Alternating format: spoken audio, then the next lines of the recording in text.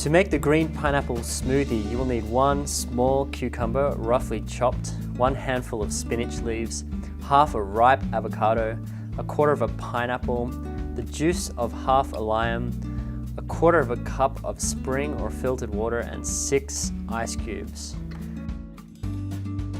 Simply put everything together in your blender. Spinach is great in smoothies, it really blends in. You've got the pineapple for sweetness and enzymes, and the spring or filtered water. And